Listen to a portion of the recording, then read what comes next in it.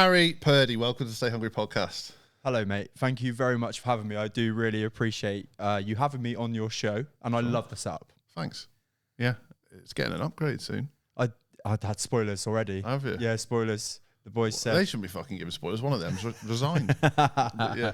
He's dropping the little spoilers in before he goes. Oh, it's going to be really good, but I'm leaving. Well, fuck off. Yeah, see you then. No, he's a good lad. He's moving in with his girlfriend, and fair his enough. girlfriend doesn't live here, so... Oh. Such is life. Such is life. Right. For the uninitiated, tell us who you are. I'm Harry Purdy. Going outside of all of the formalities.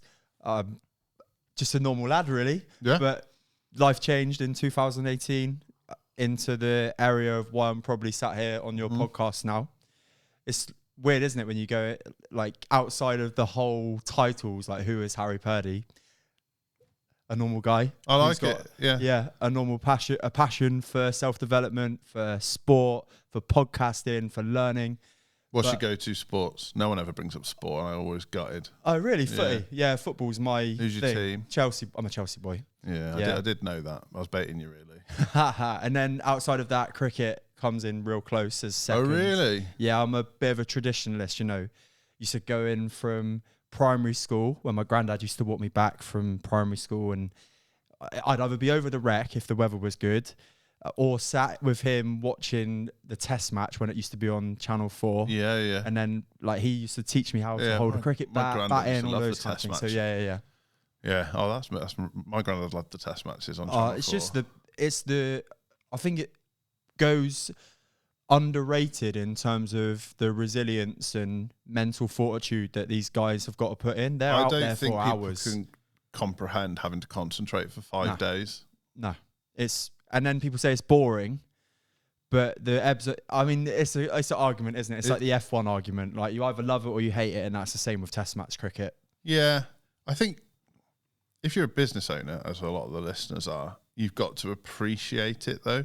Like accounting's boring, but I appreciate it. Yeah, for sure. So like a forward defensive is boring, but it's the bread and butter of how you ride stay in an innings in long form cricket. Yeah, for sure. Exactly. Yeah, and that's a bit of an analogy for business, really. That if you play in short form cricket, I never thought you'd hear me say this. There we go. But if you're playing short form cricket, that's not going to be good for business because it's too risky. Yeah. You've got to play the long form of the game. Absolutely. You don't want to be a fly-by-night, like flash in the pan. And it goes with regards to anything where you get good results, right? It's not the flash on the wall stuff that you show off. If I use my analogy, tomorrow I get the opportunity to speak in front of you guys at the Unstoppable event. Like, yeah, it's going to look cool on my social media, but it's not going to make me any money. All of this, it's good social proof for sure. It gives me if someone like sees you're in a sold out theatre auditorium and you're on stage front and centre, it's great marketing. Yeah, that's true. It's not great product. Yeah, right. Nobody sees what comes into. I'm talking about. I'm not obviously going to go into it too much today, so I'm going to leave it as a spoiler. I don't want to spoil it for you, but what I'm trying to say is, if I was to have an empty Instagram account or an empty Facebook account and have not posted any content for 3 months without warming anybody up, and then I'm like, right, I'm an expert now. Look at this. Yeah. Look at this. I'm on stage. People are going to go, that's cool, but my family don't get it because they're not in business, and so they'll be like, why'd you post all this shit all the time?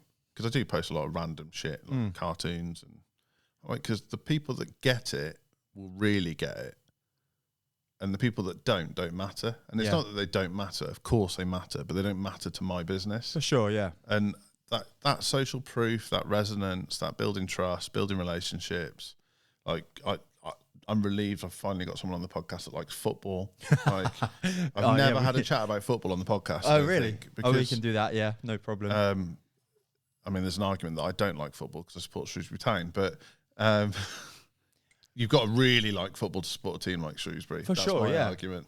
Yeah, definitely. You're from Yeovil, right? Well, I was born and bred in the southwest of England. My family, Kennington, London.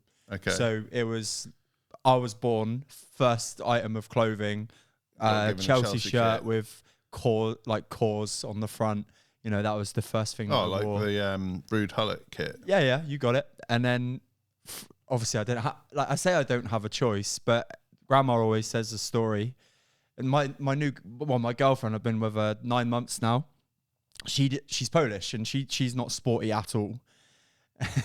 And she couldn't understand, like, every week essentially I'd be going up to Stamford Bridge or going to an away game, and she can't understand why I'd just go to a city in a day and back just for the football. And then You're a season ticket holder? I'm a member at Chelsea. Yeah, okay. But so you get to games when you can. Yeah, I can. get to games, and I've got really good contacts just through all of the years that I've been going through my dad, through mates. And I'm really lucky, actually. There's a good little network of us in the Yeovil area that are all Chelsea fans, and we share tickets about and whatnot. Yeovil. Yeah. She met my grandma for the first time, and football came up in the conversation, and Miriam was like, I just don't get it. And my grandma was like, well, here's the thing with Harry. Most kids, their first words are mama or dada. Harry's was Chelsea. So, you know, it was kind of in the blood, as they say. Yeah. No, like, it's not dissimilar here. There's a lot of Liverpool and Man City fans here. My uncles, because they're the generation where Liverpool was successful in the past, not now. So they all supported Liverpool. But my dad's from Hull, and so his dad took him to Hull games when he was a little kid, and then he moved here in his Tigers. Yeah, it was probably prior to them being called that, to be honest. And then he moved here in his teens, and so he became a Shrewsbury fan because that was the local club. And so I was raised not as a Shrewsbury fan. Like, I supported Premier League football as a kid because everyone did. You wouldn't survive the playground. But then when I had enough money to get a season ticket, I got a season ticket at Shrewsbury. I've had one for 8 years now. Yeah, class. And like, it's been a fucking ride. It's been... Yeah. I'm sure in those 8 years, they've probably come up against Yeovil, who obviously is where Yeah, we will have done. So we were until last season when we got relegated, we were the longest serving team in League One. Okay. And with one of the lowest budgets. Yeah, I mean, football is so brutal, right?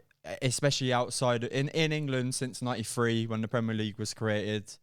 It's just been, and I'm fortunate that just by chance, out of all of the 300 teams that have played Football League or National League or Conference as it was known, Conference South, Conference North, my family were Chelsea. So I've been fortunate to end up on the side of the TV rights have helped my club. The Champions League has helped my club. The Russian owner I was getting there, has helped my club. Our club's owned by a guy who used to sell vending machines locally. That's insane. Yeah, it's insane. And I honestly, I love football. I love what football brings. Sometimes there's an argument to say that it brings out the worst in people, but also it brings out some of the best memories you'll ever have. So I wouldn't see my mates if it wasn't for football, because we go to the game together. There's a group of 4 of us. We go to the games together. None of them are football hooligans. They just love football. We have a laugh. Sometimes have a drink, sometimes don't. Very much just like, this is how we all unwind. Yeah. And then we all love football. So like we're like analysing the tactics. Oh, like yeah, nice. Looking at when the team's setting traps. We're not the like, forwards sort of brigade, which 90% of the crowd are. Of course, yeah. They say what they see. Yeah. Right. We've probably done football now. I'm sure it'll come back. So you're the host of the 100% podcast. Host of the 100% podcast, yeah. You're a coach. I am a coach. Yeah, there we go. Here's the titles are coming out now. Yeah, both fitness, performance, mindset, like kind of all molded into one. Yeah, definitely a multi-pronged approach with my coaching for sure. And you've had a hell of a transformation yourself. So you touched on it before. What happened in 2018? Oh, man. Cutting a long story short, I got really big. I was a big lad. You mean overweight? Yeah, I was overweight. I mean, I'm still a big lad. I was morbidly obese, got to 23 stone. And what was kind of scary about that time of my life was I didn't really know that had happened. It just... I know, crept up on you. Yeah, it just crept up on me. Yeah, and to the stage where, if I think back now, my temper was low. My dad would kind of say, "Cool, mate, like your shirt's not fitting you as well as it did," or whatever, and I'd react really badly. Really quite emotional at the time. But it wasn't anything to do with those things that made a change. I was manager of I went straight into football management as the football's already come back into the chat. Like it. 18 years old, men's team management for 7 years I did. And one of those years we were actually quite successful. And I still, for the start, I would play a fair bit. And then because I was getting bigger and maybe a bit lazier, I would not play as much. Came to 2018. So after I'd left college, we'd done a few years, had this season, and we were quite successful. Got to a cup final. And to cut a long story short, throughout the season, you're not scratching around for players, but some weeks you're pushing it fine for Calling who's a few available. ringers in, Yeah, you got it. And I'd stick the kit on. And then obviously for a cup final, there's none of that. Everybody's available. Of course they are. They want a shot at being in a team to get the glory, which, I mean, why not? Like, of course you do that in football. That's what football's about, right? It's about winning. And like, I guess for people who aren't into football, when you're talking about local teams and managing local teams and local cup finals, people take it really fucking seriously. Oh, and I think this is something that there's a side story to this, because I've played local football, football since I was a kid. I did 1 year in rugby because I almost got edged into it. You're better at rugby, but I just didn't like rugby, so football was the thing. But if the level that you're playing at is the best level that you're ever going to play at, there's no point comparing it to the Premier League, because the levels, even between me and like playing for Shrewsbury. Hang on. No, I'm just saying that's like a mid comparison, right? Is massive. Like, that's the thing, is like probably that's a false perception what you've just said, isn't it? That's the midpoint between Premier League and local football is Shrewsbury. It probably isn't. No, it's not. It's probably like 25. Like a 20 leagues down. Yeah, exactly. Because that's how good professional footballers are. And then you get to the likes of your elite players, or people, the ones that people would know if they're not football fans, Lionel Messi and Cristiano Ronaldo. It's unfathomable. It is unfathomable what they can do, not just with a football, but physically, and how they move, how high they can jump, reaction times, the way they think. They are athletes, and that's footballers now. But yeah, going back to the story, is that on that cup final day, it was a big thing. My family were massively involved. I had to make a decision between being a non-playing member of the team and just being the manager that day, or picking myself over somebody who was fitter. And one thing I'll say about myself is I'm always quite fair when it comes to coaching and management. I knew on that day that there were lads there that were going to affect this performance way better than what I was. So I took the decision to be like, well, I'm not going to play. But obviously that left some kind of like, how has this situation come about? I was never a bad footballer, being humble about it. People always said... in the back of your head, you're like, if I was fit, I'm better than some of these guys. Yeah, exactly that. Yeah. Exactly that. So the day comes around and there's sort of mixed feelings, of course, with the whole... I'm excited that my team that I've ran for all these years has got to this situation where we could potentially win 3 trophies in a season, but at the same time, I'm almost out of shot of the cameras, right? I am the coach, and people have given me kudos as to what we've achieved, but I'm still not playing. And anybody will ever tell you who's played football and has had the fortune of growing up with my dad watching football and seeing him being involved with local football, to then the roles being reversed, there's still no better feeling than having a really good game of football, like playing well and doing well in a team, in sport, in front of your family or dad or whatever. It's like it's just something that just sticks. Yeah. So I remember I did quite well with my local team as a player. I was a bit of a late bloomer. I didn't quite sort of do so great to start with, and I wasn't in the clique. And if you weren't in, like, my dad wasn't mates with the right dads, and so I was a sub to start with. And then I physically bloomed a bit quicker than everybody else, and they were like, shit, we need to put him on the pitch. And they started me at centre back because it was like big lad at the back. He'll smash everyone. Then they're like, oh, he's quick, let's move him to left back. And then they're like, oh, he's really fucking quick, let's move him to left wing. Left footed. Yeah, nice. And then oh, he's got a shot on him, let's just let him do what he wants, sort of thing. And so 12 to 14, I went from being like a no one to being one of the better players.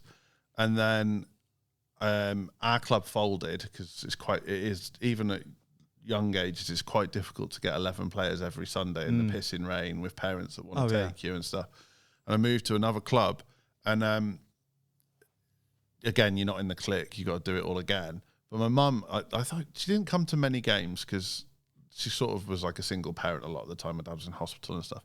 And she came to this one game, and we were playing. It was minor league, so I was 16, but there was 18-year-olds on the pitch because once you get to that age, there wasn't like an under 17s and under 18s. You went to minor league, which was like under 16s, under 17s, under 18s, all in the same league. But I still holding my own, and we had a throw in, and I'm on the edge of the box. And the guy threw the ball to me. I chested it up in the air and bicycle kicked it into the top corner. Wow. Never done it before, never done it since. And obviously my mum saw it, and it was like amazing. Well, I think we lost the game 4-1, so it was by the by in the scheme of things. Magic moment. But then kind of thing. 15 years later, I've put on a lot of weight. I'm unfit. I'm sat on the sofa with mum watching Match of the Day, and I can't remember who. I think it was Rooney's goal against Man City where he scored the bicycle kick. Wow, yeah. And we were all sat, and there's some other family in the room, and mum turned to me and went, I remember when you did that. I was like, that's the best moment of my life. Yeah. That right there. I was like, I've achieved some cool shit, but my mum saying that to me in front of family and friends, it's like the best thing. There's there's definitely a wider story there, isn't it? It's not sometimes the razzmatazz of life or your grandest holidays that bring back the best memories. It's just sometimes the fact that somebody's remembered or and done like something that as they a appreciate. kid, because I'm a lad, like mum used to like wind me up for exaggerating and stuff, but she saw that happen and then without prompt referenced it 15 years later. I was like, oh, that's nice. Anyway, I interrupted. Yeah, no, it's all good. I enjoyed that. And so essentially on that morning, mixed feelings of excitement, or I guess a bit of embarrassment, self-embarrassment. I woke up at 6:30 in the morning, had these weird kind of emotions, feelings, and I was like, right, it's changing. Yeah. Like, something's going to happen. So I was like, fuck it, I'm going to go for a run. I went for a run, and I remember the route was like... So this is the day after the day of. A day off. The day of, yeah, because I was obviously excited / pissed off that I wasn't playing. So I had... and actually 23 stone at this point. Yeah, I was... So going for... Because... Like, with all due respect, going for a run at 23 stone is a feat. Which is, again, this is how uneducated I was at the time. I thought at this point I could just go out and just be like, go for a run, but really quickly found out, like, I've got this... 100 meters up the road. Well, yeah, it was 0.23 miles. I was like, wow, I can't run a mile. Yeah. And that was, it wasn't a short story, but in the shortest way possible, that was the day I was like, oh, fuck me. How was an academy college footballer who's sporty, loves football, would do anything to play in this cup final, got to a position where I can't even run round the block? Yeah. And honestly, that was that. So I went on a bit of a weight loss journey. And of course, when you're uneducated with these things, it's difficult, right? You're getting slammed with the regular kind of slim fast this, salads this, couscous here. I remember mum trying to be really helpful when she realised that I was going through this phase of trying to shift some weight. And eventually, I don't know if you've ever been in a situation, but I can remember like the foods that would be constantly available for me to eat, or like stuffed in to lunch boxes and stuff. When I just started like working properly, it would be like Muller light yogurts, salads, couscous, tuna, all like warmly mixed together. And eventually you're like, fucking hell, this is shit. This is impossible, yeah, cutting out calories. And I'd drop a stone, maybe put it back on, drop a stone, put it back on. And I've been going through this for 17 years. Yeah. Where there was 1 year I lost 4 stone and put 5 stone back on. Yeah. So I mean, there are, obviously we don't need to go into that right now, but it is a minefield, mate. Over the 9 years, I say that my journey's been going on for, the lessons and the changes that I've had to make with how I think about food, how much I monitor what I'm eating.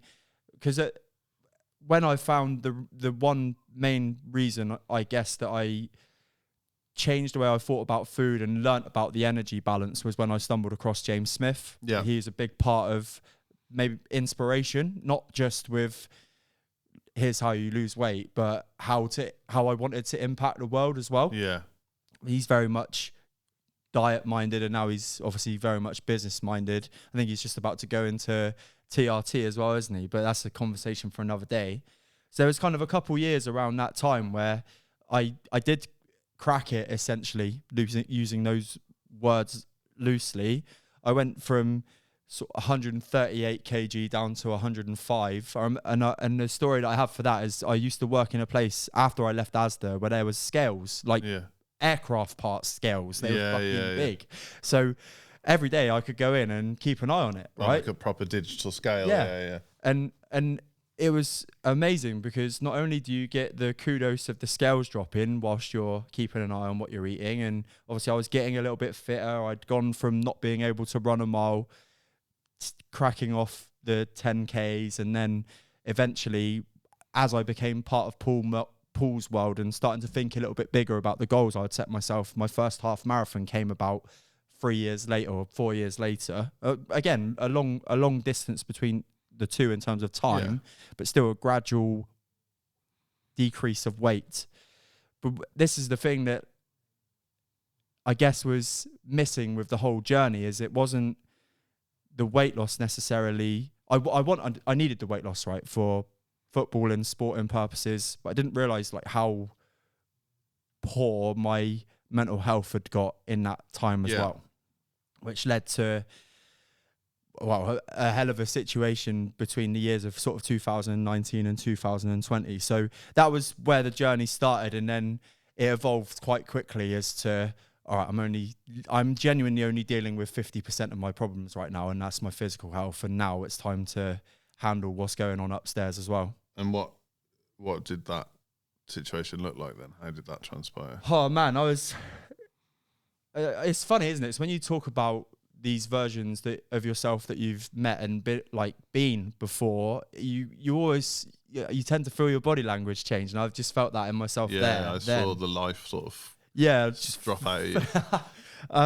But I was in a relationship that I wasn't happy in, was definitely have had the tendencies of being a people pleaser, and whenever I say those words, it's never about what the other person did to me at the time or anything like that. It was just what I allowed to materialize within my life. And I think that level of responsibility is something that comes to you later in life. For sure. As like a maturity thing where you're like, if I want change, it's me that's got to drive it. If I want to be happy, it's me that's got to create that.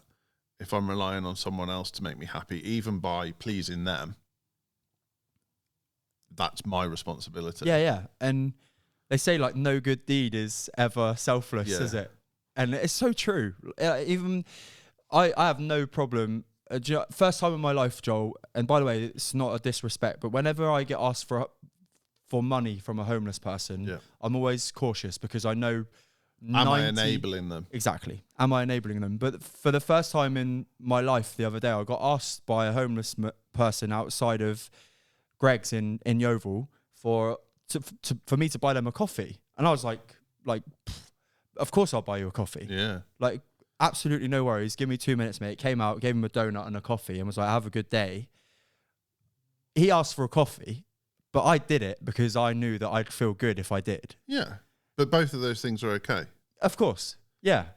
But I think it just goes down into like when you know that you've got those people pleasing traits in you and you're working on them, it's finding the balance between what you're doing that may be unhealthy in terms of people pleasing. Are you doing it to just stem any form of ill feeling, negative feeling, lack of self-worth, even self-empathy at times? If you're putting your own unhappiness and sadness to the side, which I was at the time, to try and fulfill this person that I was perceivably supposed to be, like buoyant, confident, happy Harry all the time.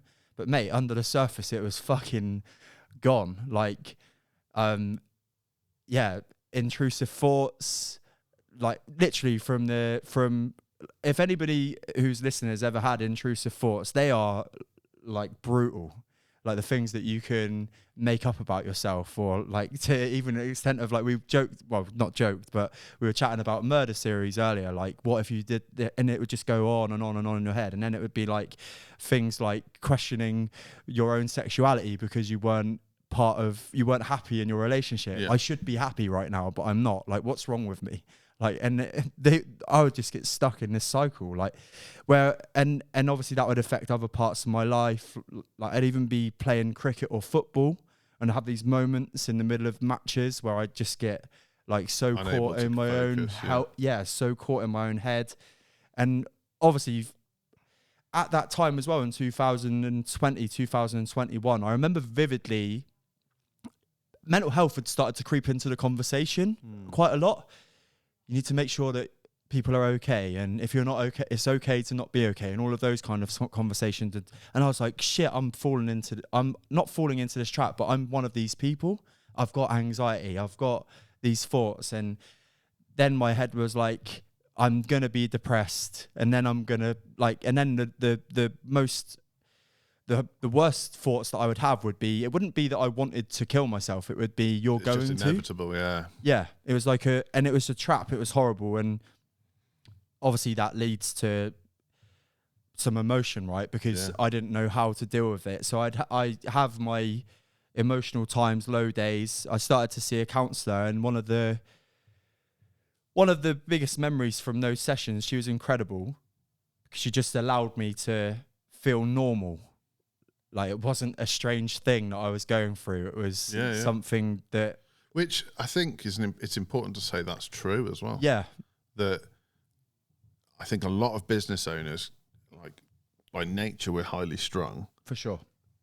So intrusive thoughts are a thing because that's how you get shit done sometimes. Yeah. But it's knowing what's normal, what's not normal, when you've let it go too far, when you're not seeing things logically anymore, when you're not able to be present in a situation, whether it's dinner with a loved one, playing a football match, writing a letter, boiling the kettle. Yeah. And just really important to say that if you're listening and you're like, shit, maybe I'm not normal. No, you absolutely are normal. 100%, yeah. And just a little side tangent, one of the first ever podcast episodes I did with a guy called Ed, who at the time ran a podcast called A Need to Read. Mm-hmm. We spoke about how your brain works and the intrusive thoughts. And he says, what's incredible about our brains is how creative they can be. Yeah. And sometimes you can counteract that negative thought with thinking about the situation as a cartoon. And the way that he explained it to me, which I don't know whether it's going to hit, I may butcher the story, but if you can imagine yourself doing the thing that you are causing yourself some stress with, and you switch it to a cartoon, you can quickly see how creative your brain is. So actually what you're thinking about right now probably isn't even a real, it isn't a real thing. Like, 60,000 thoughts a day. Some of those thoughts you don't even think about, but some of them, if you latch onto them, they'll stick there. But obviously there's ways you can manage them. Things that help me, obviously therapy, meditation, breath work, visualization and then of course putting my focus on not me, about my future, which we can come on to further down. But the story about the therapist she was really good, but I went into one of my first therapy sessions in such a mess, mate, that I barely said anything, you know what I mean? It was just a complete unload of emotion of what I'd been like, trying to not show these feelings in front of people that I was in relationships with or my parents, because I didn't want them to see that I was in this kind of mess. Especially if you're a people pleaser, right? Yeah, exactly. Like, you don't want to make other people sad. No, exactly that, yeah. And then she was like, I want you to go to the GPs and tell them, here's the medication that I want you to get put onto, tell them that you've been referred to by like a psychotherapist, blah, blah. And I was like, no, I don't want to do that. And I know that was probably like maybe naive or brave, but just there was something within me. I call it my dad's stubbornness. Like that was what was in me. It was like, I'm going to sort this shit out myself. I don't want to take and again, it's not there was never any part of me at the time that was like, because I know this story of somebody who's had a bad experience with antidepressants or anti-anxiety medication. It was just something in me on that day. I was like, well, I've got a choice right now of trying to solve this myself first or getting some aid that may not make me feel like myself anyway, Yeah. I'm going to try and do it myself first. And was that because that was the right thing for you rather than like a strongly held value? Yeah, absolutely. And at this point, I didn't even know porn what was. Like, there was none of that coaching. There was no value. And I've always been, to be fair, Joel, I've always been anti. I've never taken a Class A drug in my life. Okay. Just, I don't know why. I've had many opportunities to. I've been to Ibiza. I've seen my friends have great times on, but just it's never been for me. Yeah, me neither, I've just always had a bit of a fear about it. I don't know why. Maybe that crossed over into. I don't know if I've ever talked about this on our podcast, the Stay Hungry podcast, but like I'm an advocate for whatever works for you as the individual. So I'm on antidepressants, anti-anxiety. I take 50 milligrams of sertraline every day. I'm fairly sure I've never said that before out loud. Sorry, mate. No. I brought the conversation out, but no, I think it's brave. I'm not. Well. I certainly. Fuck it. If you don't like me because of that, fuck off. Yeah, right. So, see you later. Because I do have suicidal thoughts, and I have been to very dark places, and I have a responsibility to my wife and my family to make sure that I'm looking after myself, and that was the intervention that was required. And I would say to someone, if you're in that place and that's what's suggested and you haven't got any other options, fucking explore it. If someone broke their leg, you wouldn't say don't put it in a cast. But I also totally respect if you're not quite in that place and you've got options on your side, like exercise, mindfulness, breath work, that it is well worth exploring those avenues, because from experience, with medication, sometimes it has to get worse before it gets better, and that is a fucking scary few months. Yeah, of course. So. And obviously that wasn't the day that everything changed for me mentally. Of course.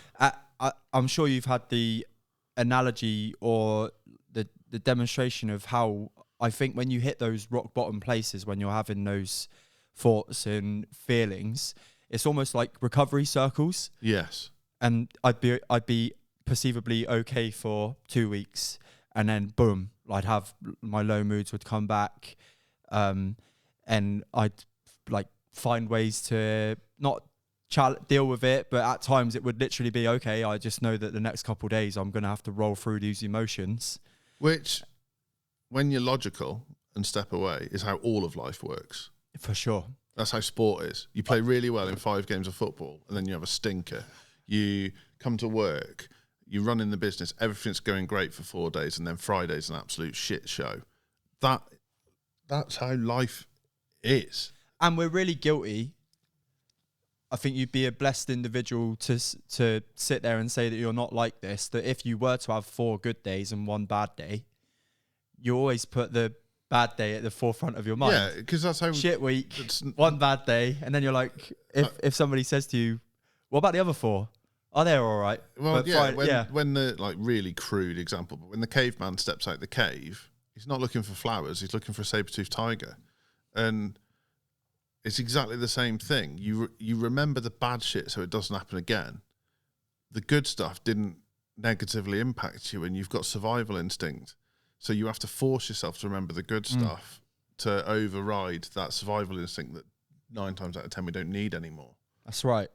And yeah, and because I scared myself. I bet.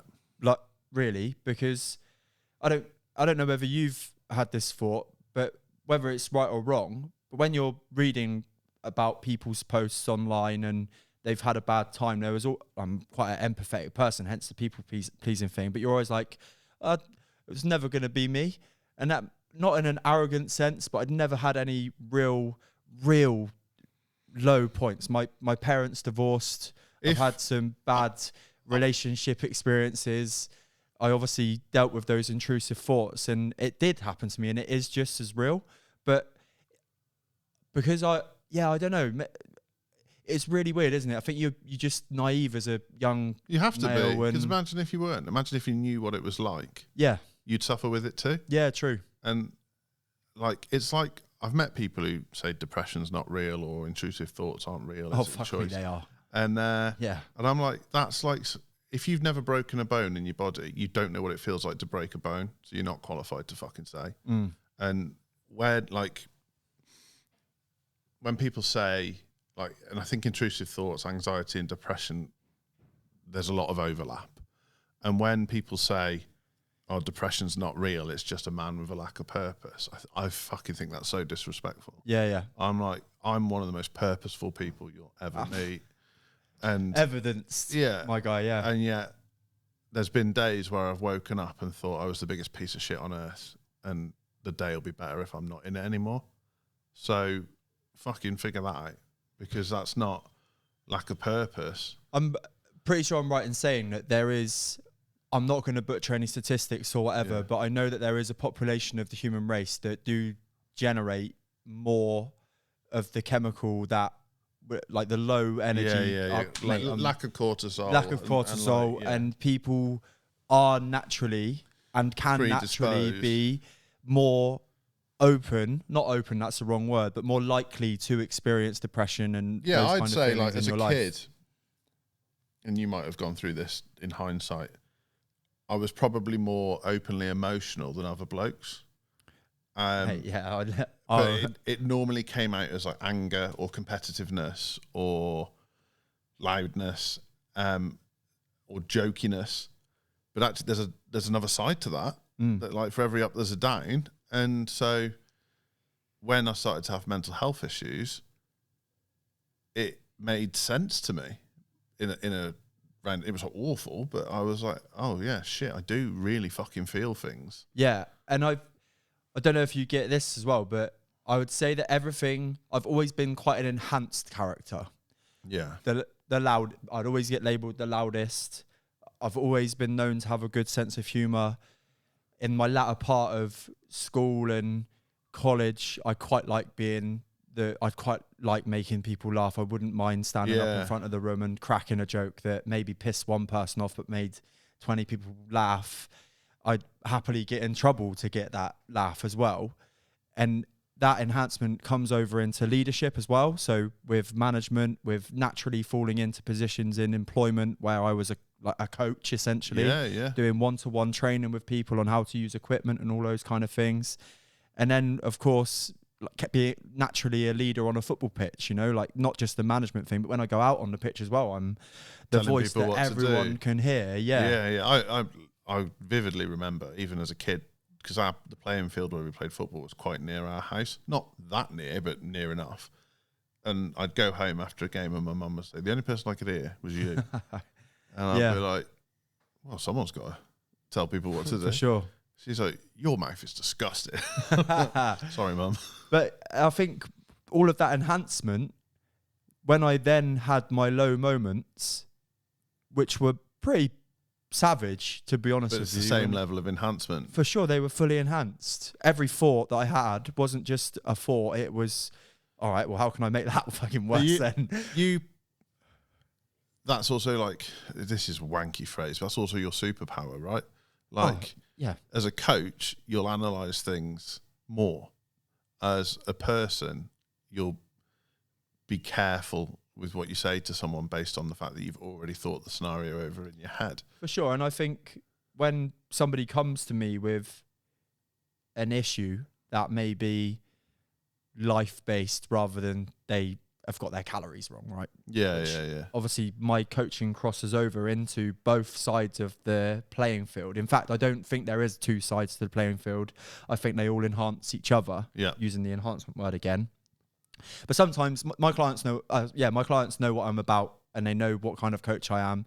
They know that I'm enhanced, and they also know, it pisses them off sometimes, that I'll get them to really go and think about their challenge first before they ask me to answer, and I'll get them to be really actually coaching. Yeah, well, and I think it's really easy to be unspecific with stuff in life and come to you. I'm sure, like, even in the office, you have someone come to you. I used to have a sign on my office door that said, "Have you fucking Googled it?" Yeah, right. And obviously, there's some things in terms of like mental health, and I'd be very. I personally, I don't know your thoughts. I'm not a Dr. Google fan. I think it's really important to get a rough idea, but to continually go through the if loop you've got of intrusive thoughts, the worst possible thing you could do is start self-diagnosing. for sure. Yeah, and again, like, if I look back at my journey, my story, I would. And did that help me? Nah, it really didn't. Scared you, yeah. It probably, yeah. And again, you wonder why I thought that it was going to go to the next stage. It's also like that. You can lead a horse to water, but you can't make it drink. So if someone's, inverted commas, got something wrong with them, be it they're overweight, they lack sex drive, they don't feel motivated at work, you can give them the solution that works for 90% of people. Of course. And just say, follow this, you'll be fine. You can't make them do it. So if you help them come to that solution themselves, the likelihood of them then doing it is massively improved. Yeah, absolutely. And look, I'm sure even you've had experiences where I'm actually working with Dax Moy at the moment, and it's been incredible because we're really working on what my message is. We're really working on who I want to work with, and obviously I'm identifying. And again, if I was to, I appreciate everybody that I've worked with. Of course I do. Yeah. The fact that they've even had the respect for me to exchange money with me for my services is incredible. Of course. But obviously there's been people in that hasn't worked, and maybe we've not aligned on. Yeah, which is the same for every business. For sure. But what's really important for me now is that there is a filter now with regards to who I know that I am suited and qualified to work with. And it's been really helpful because there's some people in the industry, or not from a coach's perspective, but from a client perspective, who will look at my transformation with my weight loss and they do have a holiday in 6 months and that's all they want to work with. But unfortunately, Joel, I don't want to, not as there's anything wrong with it, but I do feel that kind of coaching, like quick 6 month weight loss, leave you to your holiday and then leave you crack on with the habits that you'd built before that holiday. You can give people the basic science of calories in, calories out, protein, exercise more. 9 times out of 10 not even 9 times out of 10. If somebody does that, they are going to lose some weight. But with every weight loss journey, there's always something behind what it is that's making them want to do it. And that's where I come in. Okay. So what we're talking about is kind of prevention versus cure to an extent. Absolutely. That quick fix thing is, and yes, you always meet that person that lost loads of weight in 2 months and kept it off for the rest of their lives. But for every one of them, there's 100 that piled it all back on. That's 60% of... There was a study by Bupa. Okay. 3-month study of weight loss. 60% of adults who went on a weight loss journey after the 3 months then regained their weight after that weight loss transformation. Yeah. So what are the typical things that you bump into that underpin people's issues with their weight? It all resolves around confidence, stress, underlying...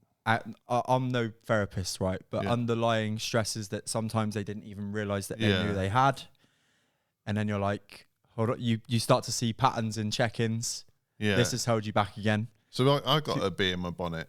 I said to you I'd go in on coaches on this episode. Come on. I fucking really struggle with coaches that claim that it's all about self-discipline. No, it's not. Because, number one, we're aligned with, all right? I'll see where else you're going to go with this. But it's you can't be disciplined all the time. You cannot be unless you have something in front of you that is genuinely making you excited about the decision that you're going to make. Yeah. Right? So I'll tell you why I've said that. And he was on the podcast yesterday, so his episode will go out before this episode. Very good coach, very reliable man, called him T. And he said, I don't trust fat people. And I challenged him on it. And I said, well, scientifically, I'm fat. I said, you won't find a more reliable, trustworthy person than me. I'll stand by that. I'm fucking loyal to people and I work hard for people and I keep my word. I was like, but the one area where I lack discipline is looking after myself. And that's been a constant theme through my adult life because it was almost like it was the thing that looked after itself when I was younger because I was always active, always doing sport, judo, football, athletics. And when that got taken away as an adult and injuries crept in and stuff, I didn't have the structure in place to deal with it. And so the argument I was making was, well, that's not self-discipline, because I've got a tremendous amount of self-discipline in other areas of my life. What I'm trying to say is that leaders eat last to an extent, ironically, but like, because I'm so busy looking after everyone else, that I'm last on my own list, and I need to figure out a way to mentally get comfortable with being further up the list. So I'm looking after myself, and like, it's fine. I actually think it's healthy to disagree with people. So if we're to go into my coaching philosophy, I've got 5. They're equal 20% of my 100% philosophy. And one of them is, am I treating myself as I would do a friend or family member? Yeah. And I know it sounds really basic, but if you were to, and this is, I'm not trying to coach you, Joel, but I'm just saying, no, it's fine. How can you show us what you can do? Yeah. How can you cross that over into your lifestyle? So like, if you was to maybe, I'm going to use this as an example, not for you, but if you was to watch a child or like... So I was just about to say to you, this is really interesting, right? I've got a nephew now. I don't have kids myself. We've decided not to have children. I've got a 2.5-year-old nephew and a 5-month-old niece. And I've lost a lot of weight this year. You look great, mate. Thank you. And one of the things that crosses my mind when I'm making myself food is, would I feed this to my nephew? There you go.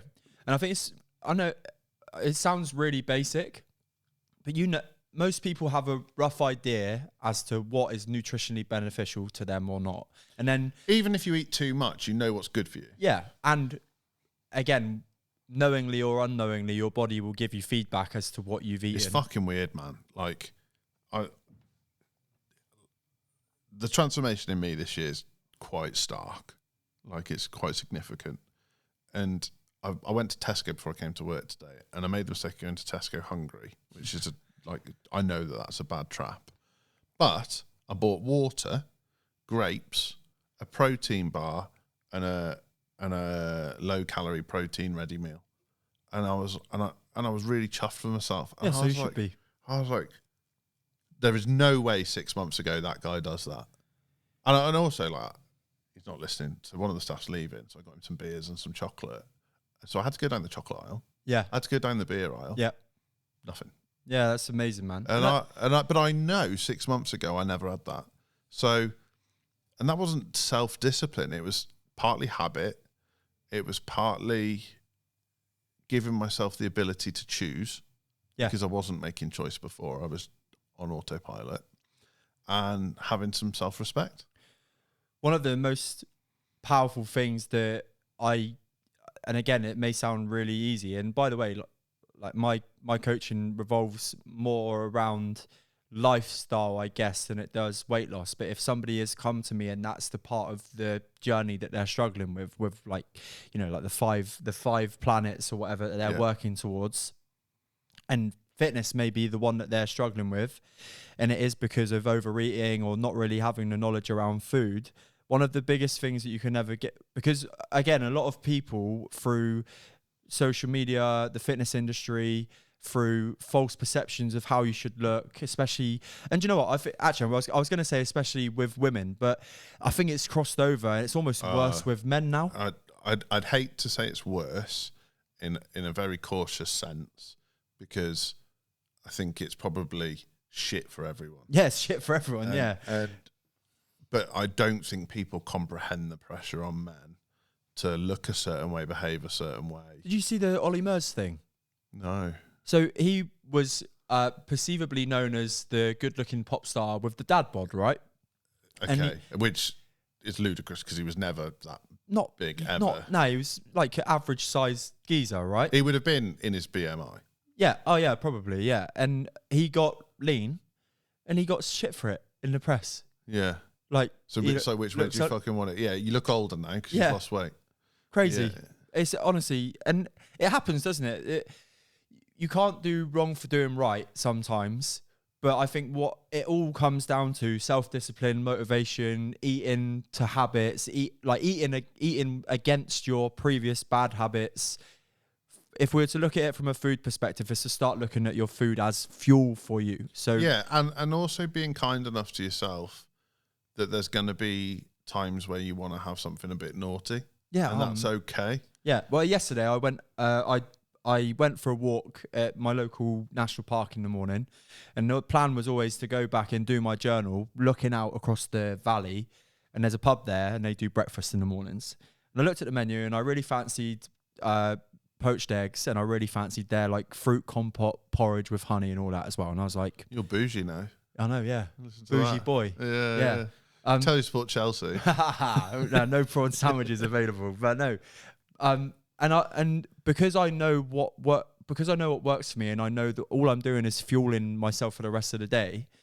As somebody on a standard weight loss diet without any kind of coaching or pre-knowledge to calories and protein and macros would be like, oh, I can only have one. I'll go for the poached eggs on toast and I'll take away the butter. But I had both, right? And I was thinking about Harry 2018 just started his weight loss journey. I probably wouldn't have even bothered having breakfast out. Just a black coffee. Yeah.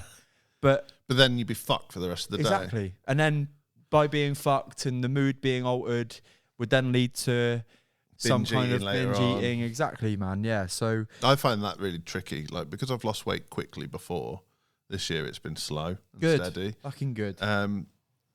And sometimes you get on the scales in the morning, they've gone up a bit or whatever. It is hard. Mate. It is tricky to get your head into the space where it's like, this is better. This is gradual. This is sensible. I'm fueled. I'm alert. I'm getting a good night's sleep. Like, my sex drive's not all ripped to shreds. I can go to the gym and pick things up without it hurting. But again, media, I think, really puts this like whole, like, you need to transform yourself ready for summer in 6 weeks. Like, you need to, like, be like the sexiest man around the pool. And it's like, well, fucking hell, it's going to take more than a bit of weight loss for me to do that. But like, it's actually getting into your head, like, am I making good choices for me? And sometimes, like, a syrup, sponge and custard is the right choice. Mate, yeah. And I love food.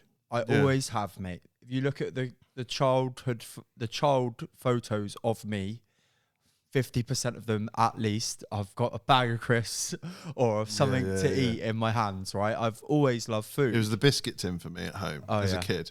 My mum must have known. But as soon as someone's back was turned, I'm in there. Like, if it going in my grandma and like the granddad and grandmas that I'd go back and watch the cricket, you'd always go in, glass of Ribena, and then, do you want a biscuit? What biscuits did your grandma and gran? Oh, mate, always. It's a big question. Always custard creams. That's a pretty. See, my nan had pink wafers. Oh, really? And I think that's such an old person's choice of biscuit. What, pink wafer? Yeah. I'd be like, I think that's a kid's lunchbox. Do you? Yeah. Oh, so she rich teas or pink wafers? Oh no. See, I'm sorry, but I'm saying, like dust. Yeah. My grandma was top of the leaderboard with her biscuits. Bougie. Custard creams, the not jammy Dodgers, but you know, like the Fox's jam and cream, like biscuit, and with the like little bit of sugar on the jam bit. Insane. My nan was fucking mental. So, like, she had really shit biscuits. She also always only had ready salted crisps, which was like, what the fuck is good? But they were Walkers. And then her idea of a snack before bed, if I was staying at my nan's, was she'd give you Rice Krispies with loads of sugar on, but not Ricicles, Rice Krispies. Nice. Nan, I've just brushed my teeth. Even I knew it was mental. Yeah. But I would just be like straight into it. Nice. Or like warmed up Weetabix with sugar on. Oh, I love warmed up Weetabix. Yeah. That's a big fan. Mix it all together. It's like a gloops. But I think you can really judge a grandparent based on their selection of snacks. Yeah. She's still plain now. Like, she's got dementia now, but she's still just like plain Jane. Yeah. She's called Janet. But still like her pink wafers? No, I don't. I think they upgraded to blue ribboned. Oh, but I was a grown up then. So blue ribbon. That's hold on, mate. You can't be labelling me bougie and then. They weren't. They're not bougie. Yeah. I could go to my nan's house right now, given my mum's a carer for her, open the cupboard and find a tin from the 80s in the cupboard. Yeah. Like, they're not bougie, but every day now it's like meat and 2 veg. Like, that's like, it's just very basic. She's always been like that, but My granddad was very like, always had like a piece of bread and butter to mop up his dinner. Yeah, and like my granddad every Friday would have smoked haddock fried on the frying pan in an old council house in a little village called Montacute, and he would have 2 bits of white bread and butter with it every Friday, and the fucking house would stink for about 4 days afterwards because you just can't get rid of that smell. So funny, isn't it? So funny. And like those things really influence you. Like my granddad worked in a factory, had a physical job. He could put a few more calories away than the average guy. My dad, the same. He'd take his lunchbox to work. He'd have a piece of cake in it. He'd have like 4 rounds of bread, big chunky sandwich. He'd have fruit as well. But he could get away with 5,000 calories a day because he's on a building site all day. I'm like coming to the office. Sat down all day, maxing out 2,000 steps a day. I've got to retrain all of that stuff because it's no one's fault. It's my problem. But bearing in mind, like getting really clear on like what's in stuff. Is it good for me? I took a client for breakfast the other day, full English breakfast, 1,700 calories. Hey, you've ever stopped in the Gloucester services? Yeah. Insane. It's lush. Like that is a bougie services by the way. Gloucester and T-Bay, same company. Best services in the land. They have like a proper farmhouse bakery section when you walk in. Yeah. And I'm calorie conscious now. I am working towards some goals at the moment. I've got an ultra next week. So I've got like now, even today, before running the 50K, I'm like, I've got to be thinking about fueling my body for this week, right? So I went in there and I was obviously, you get distracted by the bakes. And I looked and there was a pistachio or salted caramel would be my like top 2. And there was this croissant, mate.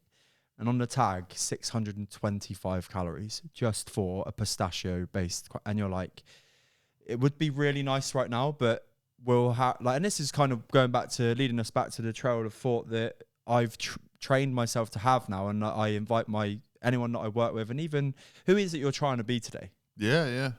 Like, will tomorrow you thank you for today's you? Yeah. And it is like Paul's used this with us before, hasn't he? Even with business stuff and all of those kind of things. But it just comes down to every micro decision you can make. If you can catch 80% of them and make the right ones that match who it is that you want to be, not what you want to achieve, not what the scales are going to do tomorrow, but the person that you would be, like, make yourself proud to be. You don't need discipline when you do that. I'm in that place now. We have lots of stuff, obviously, as I alluded to, but we went to an awards night on Friday as a company, took some clients, and there was a lot of drinking going on. And I'm 90% sure that I just don't need that. That it's not that I don't mind people drinking, don't mind having a drink myself, but I don't think anything good happens after 10 o'clock anymore. I might have just reached an age. Yeah, man. But I'm like, if I stayed for the awards, saw the raffle, clapped everyone, shook the owner's hands, said thank you very much, and went to bed, would anyone remember? Probably not. No. And on that, I'm just ticked over 7 months, well, just coming up to 7 months myself. My one of my 10 biggest targets for this year was to go the whole of 25 without any alcohol. Yeah. And I'm finding it so easy at the moment. I've got a wedding and a stag do later on in the year, but I'm even looking at them now. I'm okay with it already. Well, everyone else is still going to have a good time if you clock off early. Exactly. So yeah, it's like I don't think being preachy about it's a good idea because each to their own. Some people can get away with it, some people can't. I think actually what I would add is if you want to feel better, if you want to look better, if you have a health, wellness, physical achievement goal in mind right now, and that's what your future self is attaching itself to, and every week you're going out and putting 6 beers away, you're giving yourself a shit chance that you're going to... 3,000 calories you don't need. For sure. Yeah, even just on that level, let alone the fact that your inhibitions then drop and you have a kebab on the way home and like you feel like shit for 3 days, so you're less productive and miss the gym. And alcohol fucks up your hunger hormones anyway. So when you eat after you've drank alcohol, your body doesn't feel satiated. No. Yeah. So no wonder I've put a whole pizza away after a night out before. Plus, I can do that sober. So imagine so could I. I'm just saying, right? You don't notice it. The next day, you're like, "Fucking hell, why do I feel so groggy?" Oh, yeah. I've tracked myself after a couple of drinks what my performance is like the next couple of days. It's dramatic. It's mad. Yeah. So imagine what you're like after a skinful. It's crazy. Like you're talking about weeks written off. It's it's one, and again, if you think about like the positive and the negative effects that your upbringing has on you, my family was incredibly social. A lot of our family birthday parties for the kids would almost be an excuse for the aunties and uncles to get a few beers in them. And then when you turn like 14, 15, you're like, oh, is it all right if we have one of those little French beer stubbies? And then it's like we're part of the adults now, like with your 1 or 2 beers that you're allowed. And I think a lot of those cultures are hundreds of years old in families. Yeah. But in the last 50 years, we've all stopped working in the fields. Can't get away with it anymore. And also, those people died in their 50s. Yeah, that's the thing, so right? It's like add the fashionable trend of smoking 40 a day. Yeah, yeah. And the fashionable trend of having a beer when you finish work down the social club. Like, yeah, it all adds up. So with your coaching, with how you work with people, what are like your mindset tools and non-negotiables that are really important for the structures your clients need? When people come to work with me, it's probably because in some way or another that they're aligned with the way that I'm thinking or the way that I do perform. So a lot of my journey has evolved around me going out and proving myself wrong from a physical capability. So at one point I couldn't run a mile, and recently in the last year I've done endurance events that maybe, if I really think about it, well, it has made me get emotional when I've crossed the finish lines, right? Because I'm like, how the fuck have we got here? So for someone listening, what kind of distances are we talking? Because some people won't know. Yeah, okay, so 54 kilometres is my longest.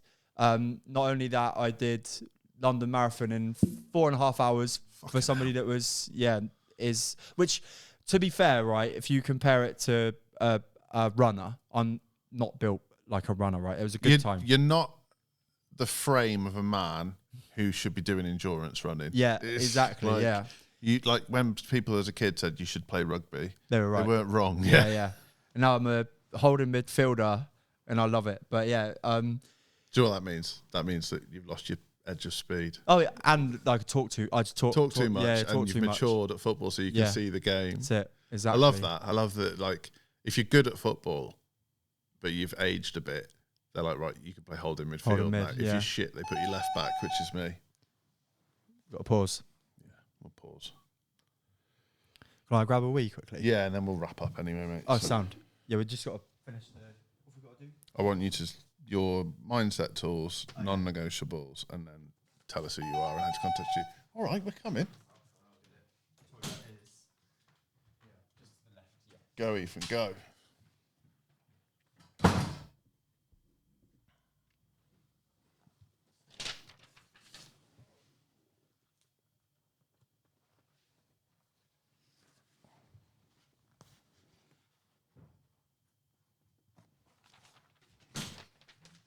Any for me? This one. Thank you. Oh, I think there's another one coming then, if that's Amazon. Every are meant to be coming as well. I think this is my sword mount.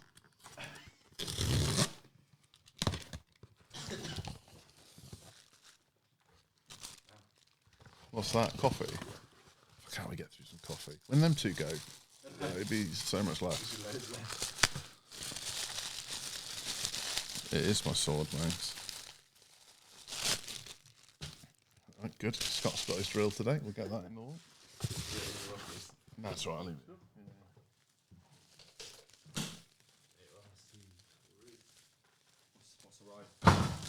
It's a sword mount. Oh, obviously, yeah. Fits in with the office. Where were we, dude? So, mindset tools. We were discussing how if you're good at football, you get put as a that's right. You get put as a holding midfielder.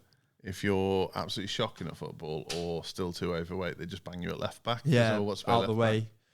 Yeah, it's been a nice To be fair, at the end of last year, I was playing as a 10. But again, because of experience, I knew how to hold the ball up. I knew how to bring other people into play. We played like a high player on the pitch. Yeah, and I would like not lead our press, but with our press, because I knew how the press worked with the coaching that I'd done.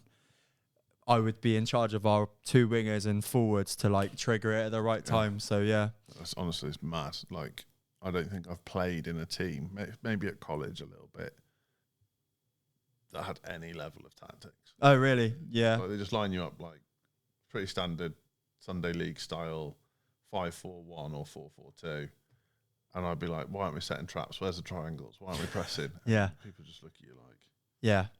And again, back, the enhanced personality comes out with me in football. If I've got a player in my team that like I can just tell doesn't care, they get told. I tell you, yeah. Oh, I love that. Yeah. Right. So, what are your like non-negotiables and tools? Yeah. So again, obviously, I've worked with a very vast amount of clients, but more recently, when people come to work with me, we really work hard at the start of the journey to really iron out what they want to achieve at the end of it. And again, that's really individual, right? But I always ask a client to put something at the end of not the end of our time working with each other, because some people have worked with me for 2 years. Some people I've now switched the minimum that somebody can work with me is 6 months. That's period. So over that 6 months, it's about becoming a version of themselves that they didn't think they could be, the 100% version of themselves, and they create that 100% version of themselves. So it's about signing up to and committing to something that gets them very outside of their comfort zone from a fitness perspective or physical perspective, whichever frame you want to put that in. And that's something that we've worked on. So a lot of the time it's half marathons. Yeah. Because again, a half marathon's no distance to be sniffed at. It's an incredible achievement. 13.1 miles is a long way to carry yourself around, especially if you've never done it before. Well, even people who've run half marathons before still find them difficult. So that's the first thing. The second thing is to utilize staying on track in some way. So I've got 2 elements that people can do that. I'm quite a hands-on coach, and I don't mind admitting that. So I actually like to see what people are up to, not from a perspective of I'm going to dad them and be like, what are you up to today? Let me know how things are going. But people will choose, they'll either utilize my 100% journal, which we know the benefits of, but for the listeners' perspectives, having something that keeps your brain tuned into the version of yourself that you want to be on a day-to-day basis really does help. So people can either use the full thing, if they don't like that, or time doesn't, I have another way where they just literally send me through in WhatsApp every morning 3 things that are aligned with their goals that they're going to achieve in that day. And then it's up to them whether they achieve it or not, right? Because I'm not a child carer, right? I'm giving you the tools to go and achieve. You're not their boss. Yeah, exactly. Yeah. And then if I was to look at like the bigger picture of it, obviously having some form of, in my like 5/5, obviously I've mentioned treating, sometimes mate, it is just making them aware that actually you are after these goals right now as an individual. But if you look at the way that you're treating your kids, or you're looking at the way that you're working, look at the amount of hours you're putting into work, and you feel stressed. And sometimes it's just a bit of realization. We slow things down, we draw out that map, and we work out right at the start, right, what's really not going well right now, emotionally, physically, from a mindset perspective. What are you struggling with? What don't you like about yourself? And then we go, right, so how can we together make realistic but also scary goals that's going to change all of those things? And when you do that, it kind of then puts a roadmap in place of how you can achieve it together from a coach client perspective. And it's insane, mate, when you do break through that, even if people know what I'm about with mindset and with regards to like the journey that I've been on and the tools that I've got available to be able to get them to switch things around, there's always that, like, it's really easy to talk to somebody about the easy stuff, like how heavy they are, and they want to look good in a bikini, or they want to fit back into the 34 service level stuff. Service level stuff. But really, when you have your first, like as a coach, it's insane when you have that first conversation with somebody about what's really going on, the stresses at work, the pressures that they're under. You get into relationships, not being confident in the bedroom, all of those kind of things, and then you start to make their goals align with those as well. That's where the magic happens. Literally. Yeah, literally. Yeah, literally. Harry, you've been an epic guest. What's the best way for people to get in touch? Thank you, mate. I appreciate that. I am I'm not. I'm Harry Purdy Official on Instagram. Yep. And if they want to come and see more about what I do, what I talk about, how I coach, I'm Harry Purdy Official on YouTube and 100% podcast on Spotify as well. Epic. Thank you so much. Thanks, Joel.